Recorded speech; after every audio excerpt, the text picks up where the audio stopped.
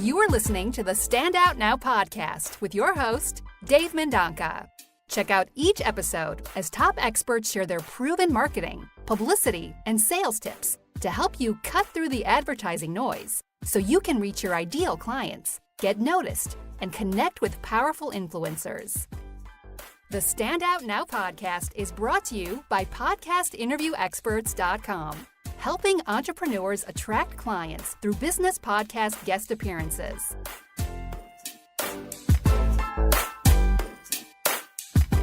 Hey, how's it going? Welcome to the first episode of the Stand Out Now podcast. Thank you so much for taking the time to listen. I really appreciate it. It's Dave Mendonca here, and right off the bat, I have to confess something. So here's the thing. It's been a while since I last hosted a podcast. Actually, I co-hosted one back in 2013, so it's been about 5 years. So right up front, right away, just to let you know, there may be some rust. I apologize for that. I apologize for any sort of stammering, stuttering, embarrassing comments, or anything else. Hopefully that stuff will be some form of entertainment to you. So I just wanted to give you a heads up that there may be some rust. I have to tell you, it feels great to be back and to be a part of a show like this one where it helps you, the entrepreneur, to cut through all of the advertising noise so you can communicate directly with your ideal clients.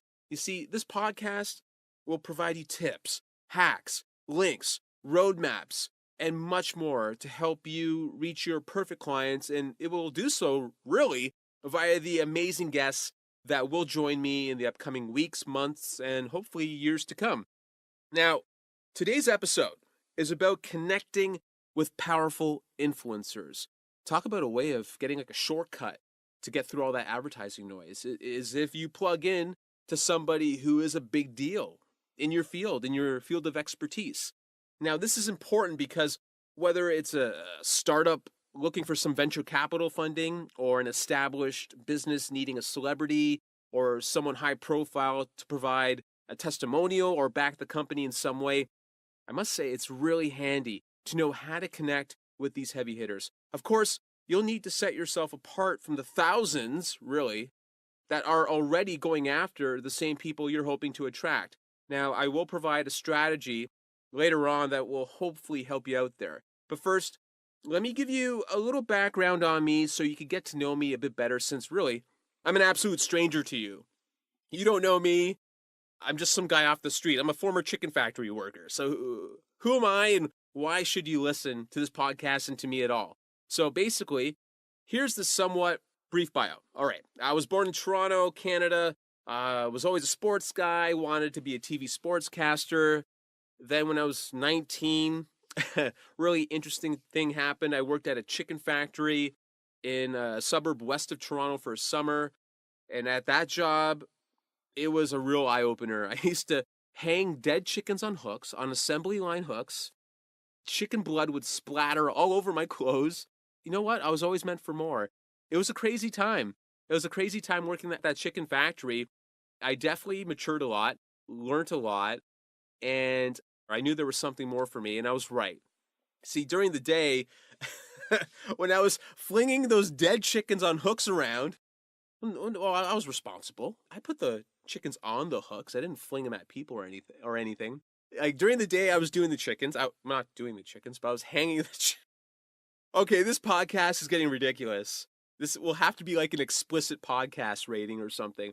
So what I'm trying to say is, during the day, I hung dead chickens on hooks. At night, I was hosting a TV local talk show. So get that. During the day, chickens. At night, TV. I would later host news, sports, and entertainment segments on a news magazine program. Then I went to college, where I met a contact who would get me an audition at a national TV network called The Score in Toronto. I was an occasional on-air reporter where I'd cover NBA, NHL, Major League Baseball games. I was also a full-time voiceover artist where I'd voice over sports highlight packages. Quite frankly, it was a dream job. It was fun. Like, every day I was watching sports and getting paid to do so, and I was getting paid to interview pro athletes. Unbelievable for a 20-something, that's for sure. Now, after 8 years at The Score, I bounced around. It was the lost years for me, from menial job to menial job, trying to find my way, where that's when I began co-hosting the basketball podcast in 2008. And at that same time, I also became a freelance entertainment writer where I'd interview Beyonce Knowles, Jamie Foxx, and Sean Astin of Lord of the Rings. Let's put this into context. Former chicken factory worker, like interviewing pro athletes and Beyonce. It still boggles my mind when I think about it. Anyway, just unbelievable. And then in 2014, I'd repurposed some of the quotes from that basketball podcast and used them in my first traditionally published book called 100 Things Raptors Fans Should Know and Do Before They Die, which was, that whole experience was a dream as well. I was an absolute nobody, and I was able to convince Chicago area publisher to publish my book since I was a Raptors fan, and it worked out really well. So then fast forward 2017, I finally found my way by combining the broadcasting guest booking skills that I used during my basketball podcasting days, plus the writing and the reporting skills, putting it all together and launching my guest booking agency, which is alive today, Podcast Interview Experts. So that's the somewhat quick bio. So really thank you for your patience there. Trust me, I won't say my bio again. This is the first episode. I'm making it a solo episode so you get to know me and I can give you some tips and whatnot, but I promise I won't babble on about my bio again. So let's get back to the strategy I was talking about earlier, the strategy of connecting with high-profile influencers. Now, it involves the time I interviewed Beyonce for one of my entertainment articles back in the day. The secret, though, to secure that interview really was to provide her sister Solange Knowles some press first. So I'll give you more details and my step-by-step process on how you can apply this strategy to your specific situation after this interview I had with Beyonce about 10 years ago when she promoted her CD, I Am Sasha Fierce. Now, I get it. I realize it's an old interview, but I just wanted to make sure you knew I wasn't lying, that I did talk to Beyonce. So take a listen, and then afterwards, we'll get into all the tips.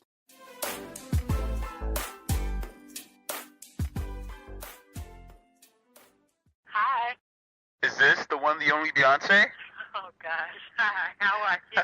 I'm doing great, Beyonce. Listen, thank you so much for taking the time out of your busy schedule to do this. I really appreciate it. Of course. Thank you. And congratulations on all your success. This new album's just going to blow up. It's going to be ridiculous. Thank you. Thank you. No problem. Okay, I'll get right into the line of questioning. On your website, you wrote to your fans, I've taken some risks here in reference to your new album. Now, what exactly do you mean by risks? Well, so many expectations when you have many records out and build the fan base. And I've been very fortunate to have children and their parents and even their parents, male and female, teenagers, little girls, adults. I have such a broad fan base. I'm a musician, but I'm an R&B, I guess you would say R&B pop star. And people have in their mind what they a Beyonce album to sound like. I'm really aware of my fans. When I record songs and I choose a song for the record, I'm very conscious of what I think they need to hear, especially women, because I choose a lot of the records that I think would inspire women. But I definitely stepped out of my comfort zone, and I didn't want to put myself in a box. And I was hearing Aretha Franklin say, a great singer sings all different types of music, and they make whatever type of music or whatever instruments on the song. I have the songs written, they make it their own. They have their own way of singing and style. And when you hear the first single, Boy, it's definitely a lot riskier because I think it's a heartfelt song, but it's not the typical R&B song. It's almost like folk music. And I have a lot of beautiful ballads that are classic songs that it was very important that 10 years from now, 20 years from now, I have songs that will still be relevant and songs that I can still sing. And I'm making that transition into classics. Not to say that I haven't. I have a lot of great songs. Say My Name, Crazy in Love, and but these are different types of songs that touch a different emotion. And I also have the really sassy, sexy, overconfident, female empowering songs. And so I tried to put something on the album for everyone, but I didn't really care as much, the song was something that it sounds like everything else on the radio. I just focused on if it made me think about something, made other people feel something. And you know what? That's what's most important for sure. You mentioned also on the website you recorded over 70 songs in preparation for this new album. That's insane. What? It is insane. I'm probably an overachiever, and definitely a workaholic. And I am in love with my job, and I'm so happy that I wake up every morning and do what I love, and it's my passion. I would do it if I didn't make $1 from it. And when I go in the studio, I don't feel like it's work. I had the best time experimenting, especially not saying, okay, I'm going to do this one type of music. I just did any and everything, even if it didn't make sense or if I didn't think anybody would like it but me. And I was able to kind of find this new sound. It took me 70 songs to find it. Well, you know what? You're Beyonce, so I think you can get away with it just fine. So not a problem. But, what sparked you to commit so much of your heart and soul to this project individually as opposed to your other ones? Every project, I have to say, I give 100%. And I gave 100% on my first, Everything with Destiny's Child. I'm just really passionate, and even with the movies I did, because I did 2 movies in between, when I focus on something, I give 100%. And even personally, when I love somebody, I love them, and it's either I love them or I don't really spend time with you, or I give all. And I think that's one of the things that people can identify with and respect, because if I'm going to put an album out, I'm going to give everything I can and everything I have. And if I'm going to do a show, I'm going to give 100%. Even if I fall, I'm going to get right back up. And that's just a part of my personality. And you know what? Your fans love you for it. That's for sure. What were the inspirations behind the singles If I Were a Boy and Single Ladies? If I Were a Boy was a song that was already written, and Toby Gatt was a producer that my A&R person found. And I remember walking in the room, and he had his guitar out and his piano, and he's one of those producers that play all different types of live instruments. He's a great musician and very, very nice gentleman. He played me like 4 songs. Some songs he had written with me in mind, and some of the songs were just for me to get identified with the work he's done. And boy, he wasn't going to play because he was like, oh, well, I don't think it sounds like you. And I said, well, play it for me anyway, because I know usually those songs are great. Yeah. And he played it, and I said, oh, my God, it is a classic. It is just could be the song of the year. And I thought it was really amazing because it's not a song that I would typically sing in my voice over. The contrast is really interesting, and I think you could really hear my vulnerability and my tone, and it's different, and it's emotional, and it's something that every woman and every man goes through at one point in their relationship or in their lives. I feel like it would start a lot of dialogue and hopefully let some of the men know that we know some of the things they do, and hopefully maybe they'll change some of the things. Hey, Beyonce, you're not helping us, eh? You're not helping us. I know. But I like to sing songs about relationships, and I like to, basically, I love being a woman, and I feel like we're really strong, and we have to remind ourselves, and sometimes we have to remind the opposite sex that, we're that strong. Hey, Beyonce, I just wanted to let you know that you're a superstar, and I don't know if you know that, but I'm sure you do. Thank you. And with that comes high expectations, and I'm just wondering, what's your attitude like with this album? Are you feeling any pressure to top yourself? Of course. Every single album, everything I do, I have the pressure. And these weeks have been, am I making the right decisions? Did I pick the right singles? Did I shoot the right videos? Are people going to understand what I'm trying to say with my music and with my videos. And, every simplicity right now is something that I'm focusing on. If you saw the video, Single Ladies, put a ring on it, I used the reference Bob Fosse, his wife, and two other women, I think it's from the 60s or the 70s. They did this choreography, and I saw it on YouTube. It was so amazing because there's no cuts. It's just one take all the way through. And, that was before all the fancy equipment and editing and all of the stuff that we can do now. And it just is so beautiful and so honest. And I thought, how cool to do something that simple with just a white backdrop and nothing going on but just performance. Mm-hmm. That's what I did. I did it in black and white. And in the other video, everything is really clean, and it's not makeup and hair and fashion. It's just I'm a real woman, and I play a police officer, and I kind of do all the things that my guy is really doing. And in the end, it's like Freaky Friday, and you see that all the flirting and all the ignoring was my boyfriend. You know what? It was his life. I saw the video. It messed me up at the end. I'm like, what? I'm like, what? Yeah. But it was very effective. Thank you. You were talking about pressure, and just wondering, are you stressed out right now? Are you okay? Are you doing all right?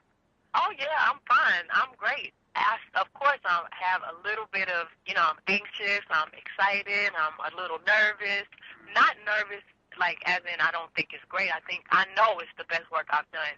But you wouldn't be human if you didn't get a little anxious, I can't wait for it to come out. I can't wait for everyone to hear it. I can't wait to share what my heart and my soul with my fans. Now, when somebody's listening to the CD, what message do you want them to take away from it, and why? I just want them to think about who they love, or, think about themselves and what they feel and be connected. And I want them to have a good time because I'm pretty balanced. I have these two different personalities. Like most people, when I'm working, it's one thing. When I'm relaxed, a love muffin. But when I'm working, I'm completely focused. And I think there are times to dance and to go out and enjoy yourself. And especially when you work hard, it's times to relax. And there are times to be emotional and to feel certain things. And I feel like I kind of covered all of life's challenges and life's celebrations. That you have. On your website as well, you also said you wanted to create a sound that says who you are at this stage in your life. Can you explain who you think you are right now? Well, I am a woman that is extremely happy. I'm very fortunate to be grounded and to know who I am and know what I want. And I'm still learning because I'm only 27. I'm still a young woman, but I've had a lot of life experiences. I've been traveling for a long time, and I'm very fortunate, and I'm extremely grateful that I'm able to continue to do what I love and I'm passionate about. And I have a lot of people around me that support me and love me, and I'll just continue to grow as an artist and as an actress and continue to love what I do. If I didn't love what I did, I wouldn't do it. And thank God I'm at that place in my life that I can do it strictly for my love and passion. Well, you totally deserve it. There's no doubt about it. Thank you. How much longer do you think you'll be making music? I don't know. I'm sure I'll make music forever. I mean, as long as I can go to the studio and sing, I'm sure I'll do it. My priorities, I'm sure, will change the older I get. Before, I wanted to just sell 500,000 records, and then we did that, and then it's like, I want to go platinum, and then we became this huge group, and then, it's time to break away and see if I can do it on my own, and then movies, and it all keeps changing, but I think I just want to continue to challenge myself, and, like I said, grow and continue becoming an icon. Beyonce, just thanks again for taking the time today. I incredibly appreciate it, and I interviewed your sister earlier this year, and she was a class act, and you are too. And thank you very much. Thanks again for taking the time, and good luck and congratulations. Okay, thank you.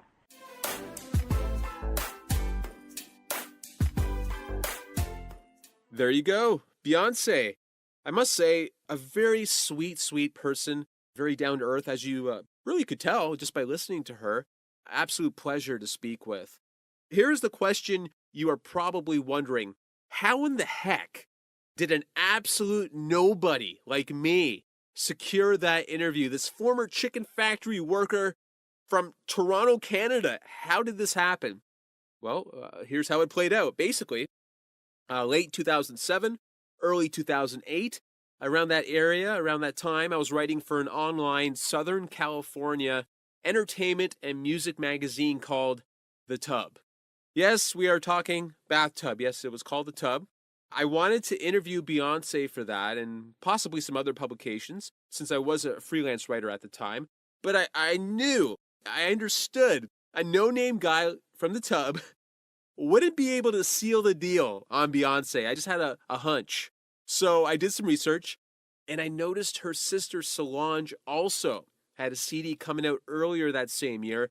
And I figured, since she wasn't as well known, that I could offer to get her some press instead. Get her some press. So I knew that Beyonce's dad was managing both her and Solange at the time. So I figured I would reach out to Matthew Knowles to see if it would be okay if I could interview Solange for The Tub and possibly other publications. So I had no idea what to expect. I had no clue. So I figured, why the heck not? All right. So to my surprise, he accepted. At the time, he ran an agency called Music World Entertainment. So that's when I found his email on the website and emailed him my interview pitch for Solange. And he was like, no problem. Totally floored me. After interviewing Solange, who was great, I told myself to circle back to Matthew in a few months to ask about Beyonce. That was it. That was a strategy. I ended up getting Solange an article in The Tub and also in the Dallas Morning News. And it made such a great impression with her and her dad that by the time I circled back to Matthew to ask about Beyonce and mention I could get her in other publications, specifically the Houston Press, I believe, he gave me the green light. So I was able to interview Beyonce and would get her articles into the Dallas Morning News, Houston Press, the Costco Connection. Yes, a former chicken factory worker got this done. A guy from Toronto, Canada, in the Great White North got this done. An absolute nobody. I got it done. That's how I stood out. I found a way to go sideways, to bring people close to Beyonce, value first, then I made the ask for her. Now that's not bad. Not bad from a kid from Canada. So that's the thing. That's the thing you got to think about. How can you go sideways? If you don't have a mutual contact, how can you go through the side door and offer value first to that connection? So let me take a deeper look at this strategy that I just talked about. Number one, decide what powerful influencer, obviously, you would like to connect with. Number two, what is your desired outcome with that powerful influencer? Number three, what potential value can you bring that person? What's your platform, your company? Why should they care about you? In regards to platform, I had The Tub. So don't think your platform is so small that it won't get somebody's attention, because I proved it with The Tub. So there's that. Now, number four, once you have figured this out, find your leverage. Ideally, if you have any mutual friends or family with that powerful influencer, leverage that first by offering to help that mutual friend or family member with something they're passionate about, then asking later for an introduction to the powerful influencer. Don't ask for the big fish in the first attempt. Trust me, it's not going to work. It's not going to turn out well. You got to prove yourself first, then you win their trust, then you revisit. That's what happened with Beyonce. Right off the top, I knew that I wanted to interview Beyonce, but I knew that I couldn't get it done with The Tub. Therefore, I had to go through Solange, and that's how you do it. If you don't have any mutual connections like I did with Beyonce, investigate side routes. Do they have any family or friends or charities that need help in any way? Reach out to them. Offer your assistance, then repeat the previous recipe by offering your help, then revisiting your request about connecting with the powerful influencer. Now, I get it. This is the long game. So I'll tell you right now, if you're expecting this to happen today, it's not. So you better be prepared for that. It's going to take some time. But if it's really something of value to you, you will take that time. Now, another great leverage point is if you host a podcast. If you don't know the powerful influencer, sending them a request to be on your show can definitely massage their ego, enough to have that person appear, and then on the show, then you can work on building trust from there, which could lead to off-air opportunities. So building the trust with the guest. People like being invited. They like feeling special. And inviting influencers on your podcast is one way to do it. Of course, you can also reach out to the powerful influencers on social media. But to be honest, that was never a strategy I felt was a strong one, since many busy and powerful people, unless you're Donald Trump, obviously, don't often engage with their followers consistently on social media. All right, number 5. So you've figured out who you want, who you'd like to contact to get to the influencer, but now how do you actually do it? Well, in my experience as a podcast guest booker and freelance writer, and I was also a television talk show guest booker, I don't make cold calls. Those things don't work. You get clicked on. When you make the call, hey, this is Dave, can I talk to so-and-so? Click, that's what happens. So in my opinion, abandon the cold calls. However, I do send cold emails when I have absolutely no connections to the influencer I'm trying to connect with. My secret recipe has worked in helping securing interviews and guests such as Beyonce, Seth Godin, Kathy Ireland, Barbara Corcoran, and so on and so forth. I know I'm name dropping, but it's just to tell you, to show you that I've got it done. I nailed the strategy. If you're going to do a cold email, you'll obviously need a good email address, but how do you get it, right? Where do you get it? In the old days, I used to fumble around. I used to play around with all of the email formats, like, john.smith@smith.com, john_smith@smith.com, and so on and so forth. Today, my email finder of choice is this website. It's http://mailtester.com. So mailtester.com, that is the one that I use. Right away, you would enter your various email formats, and the website will tell you whether they're valid or not. There are other email tester websites, such as I think there's Later, Twofer, and stuff like that. I'll provide a link to the email test websites in the show notes.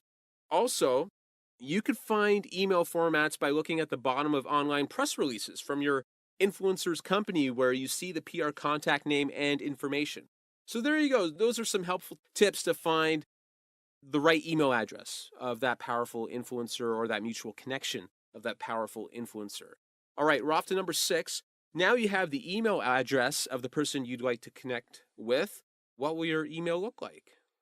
I'll give you a quick example of a type of email I used to send in my old freelance writing days, to give you a taste of what you can do. Here it is.